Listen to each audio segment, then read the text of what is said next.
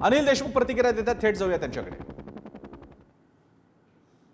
पासून दूर असलेलं आपलं विधानसभा क्षेत्र आहे, त्याला विकासाच्या दृष्टीने या विदर्भातच नव्हे तर राज्यामध्ये सावनेर कळमेश्वरची विधानसभा ही एक नंबर करण्यासाठी दिवस रात्र एक करील, प्रामाणिकपणे काम करील. माझ्या सावनेर कळमेश्वर विधानसभेच्या जनतेने जो विश्वास माझ्यावर टाकलाय त्याला कुठेही तडा न जाऊ देता इमाने इतबारे प्रामाणिकपणे आशिष देशमुख ह्या भागाच्या विकासाकरता, या आपल्या आमच्या भागाच्या जनतेच्या विकासाकरता सातत्याने तत्परतेने काम करेल.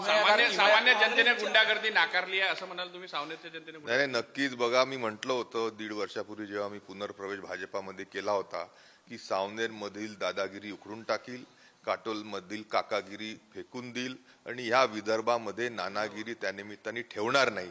आज संपूर्ण विदर्भ हा भारतीय जनता पार्टी महायुतीच्या पाठीशी उभा आहे.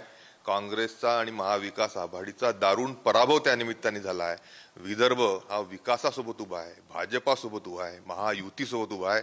नक्कीच विकासाला गती देण्याचं काम आम्ही सर्वजण मिळून विदर्भातील प्रत्येकच विधानसभा क्षेत्रामध्ये करू. बँकेत बुडालेल्या पैशाच्या शेतकऱ्यांना न्याय मिळाला असं म्हणा, न्याय दिला नाही. बघा, न्यायालयाने त्यांना दोषी ठरवलं होतं, आज जनतेने देखील त्यांना दोषी ठरवलाय.